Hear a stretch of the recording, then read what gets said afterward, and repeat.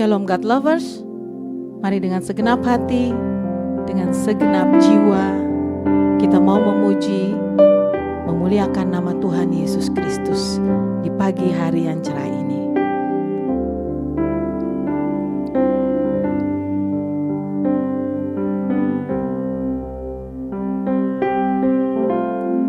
Dengan segenap hati,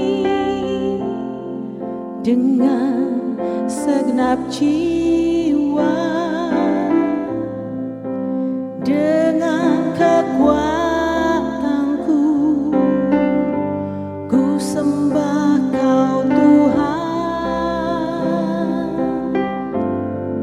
Jalan kekudusan-Mu,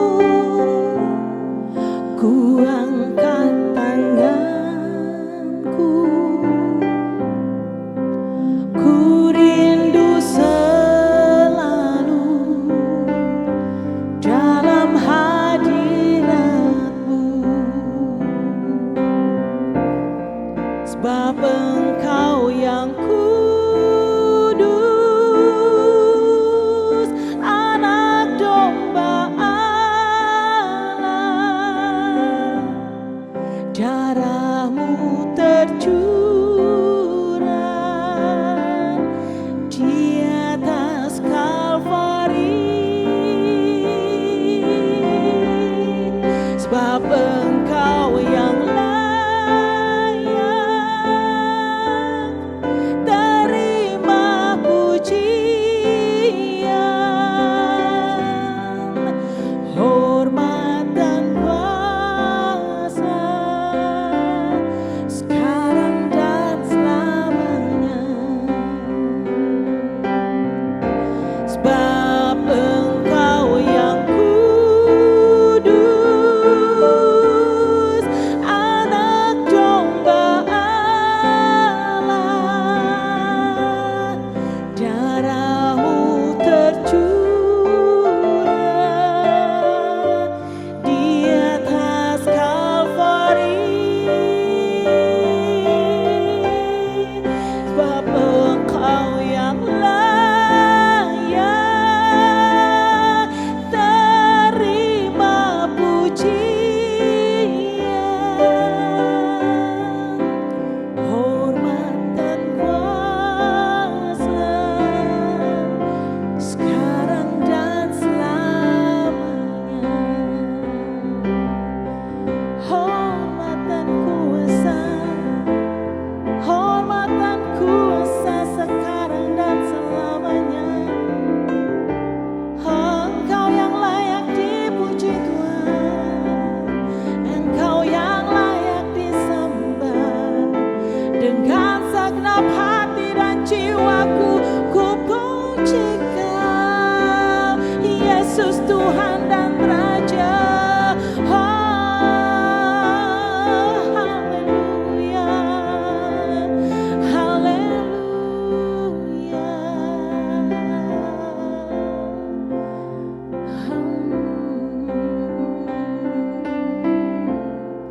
Dengan segenap hati, dengan segenap jiwa, dengan kekuatanku, ku sembah Kau Tuhan. Dalam kekudusan-Mu, ku angkat tanganku,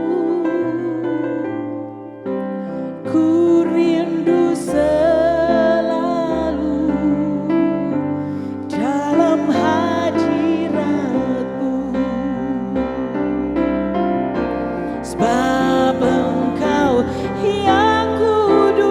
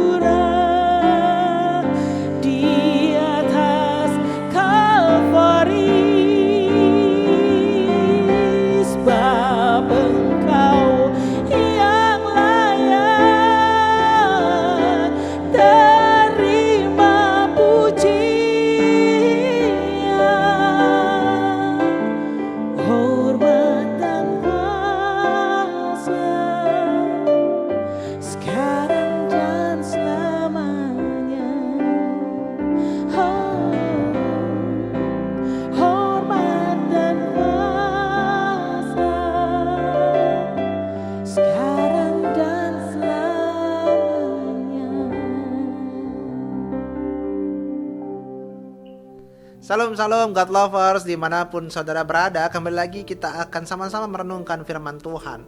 Nah, saudaraku terkasih, ini adalah sambungan dari video-video yang sebelumnya, renungan-renungan kita yang dengan tema besar hal penting dalam pelayanan Kristus, di mana nats yang saya ambil itu adalah di dalam Matius pasalnya yang keempat ayat 23 sampai 25. Saudara bisa baca sendiri di rumah begitu ya, renungkan ayat ini begitu ya. Di video yang pertama saya membahas tentang sifat pelayanan Tuhan Yesus ya, di mana pelayanan Tuhan Yesus adalah teologi yang berinkarnasi, yaitu ada belas kasihan Tuhan ya, ada belas kasihan dalam diri kita.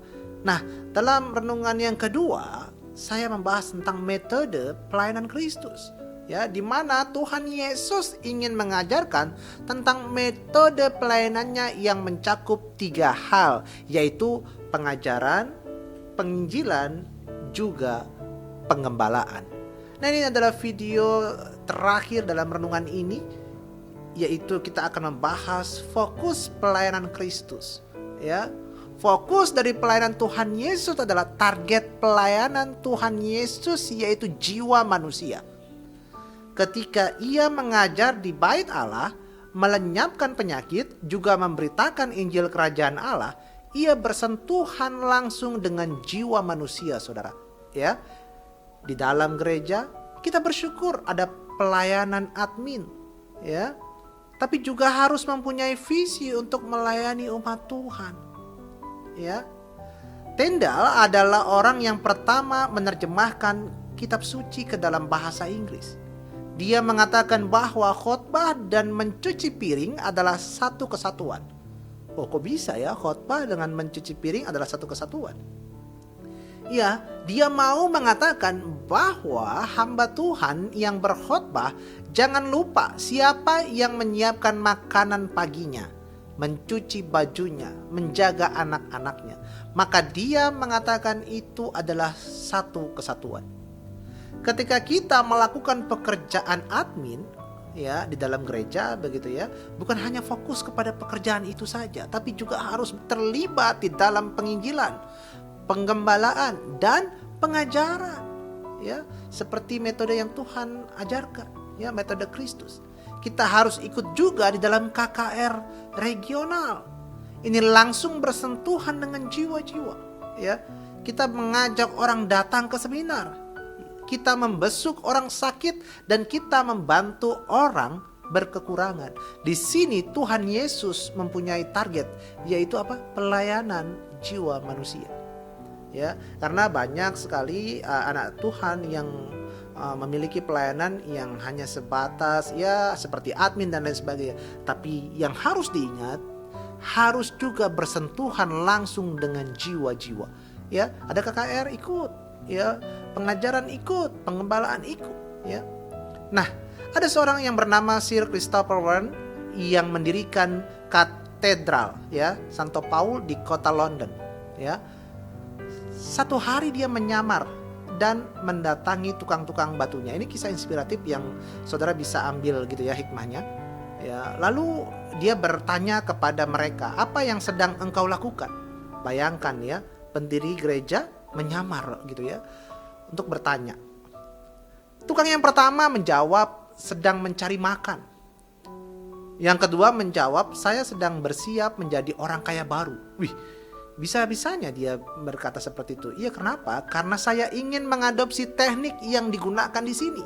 Lalu saya ingin mendirikan yang sama. Karena kita tahu gereja katedral itu sungguh luar biasa ya, di London begitu ya. Nah, yang ketiga menjawab, saya punya visi yang besar untuk membantu Christopher Wren ini, ya, membangun gedung yang megah untuk kemuliaan Tuhan. Saya mengasah batu dengan hati-hati untuk menghasilkan bangunan yang begitu tinggi, melambangkan ya transenden Allah yang begitu agung, menggambarkan kebesaran Allah yang begitu mulia. Sehingga begitu orang masuk gereja ini, mereka akan merasakan keagungan Tuhan. Ya, dia punya visi sampai kepada kemuliaan Tuhan. Ini begitu luar biasa. Seorang tukang loh ya. Bayangkan, punya visi yang begitu luar biasa untuk kemuliaan Tuhan. Nah, apa yang Tuhan maksudkan dengan Injil Kerajaan Allah di sini? Pertama, Ia sedang memberitakan misinya yang utama datang ke dalam dunia adalah untuk mati di kayu salib, menghancurkan kuasa setan. Ya, yang kedua, melihat manusia secara holistik, bukan hanya spiritual, tapi juga mencukupkan jasmani kita.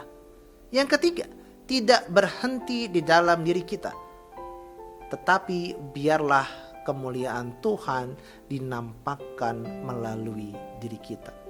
Nah, tujuan kita diselamatkan bukan hanya untuk masuk surga, saudara, tetapi supaya kemuliaan Tuhan dinyatakan melalui hidup kita.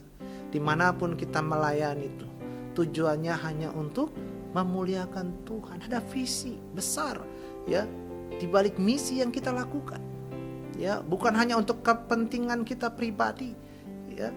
Bukan hanya sesuatu yang sia-sia, tapi kita harus memikirkan untuk kemuliaan Tuhan. Nah, saudaraku terkasih, inilah renungan singkat yang bisa saya bagikan dengan tema besar hal penting dalam pelayanan Kristus. Ya, di mana nats yang saya ambil yaitu di dalam Matius pasal yang keempat ayat 23 sampai 25. Kita belajar yang pertama tentang sifat pelayanan Kristus, ya. Yang kedua tentang metode pelayanan Kristus. Dan yang ketiga tentang fokus dari pelayanan Kristus. Terima kasih sudah menyaksikan renungan singkat ini. Mari kita berdoa. Bapa di surga, kami bersyukur kami selalu menjadi anak-Mu yang setia. Engkau terus menjaga kami, memelihara kami. Tolong Engkau terus pelihara kami, jaga hati kami baik-baik Tuhan, agar kami tetap tulus dan setia Tuhan. Taruh hati belas kasihan pada kami Tuhan, agar kami bisa mengasihi siapapun orang di antara kami, di sekeliling kami Tuhan, tanpa membeda-bedakan baik agama, suku, budaya Tuhan. Terima kasih Tuhan atas kebaikan-Mu selama ini Tuhan. Terima kasih. Engkau berkati anak-anak-Mu Tuhan yang menyaksikan video ini Tuhan. Taruh hikmat-Mu kepada mereka semua Tuhan. Terima kasih, di dalam nama Tuhan Yesus kami telah berdoa. Haleluya. Amin. Bagi God lovers yang merasa diberkati dengan video ini, bisa membagikan link YouTube renungan ini kepada saudara, kerabat, dan teman-teman semua. Terima kasih. Tuhan Yesus memberkati. Salam.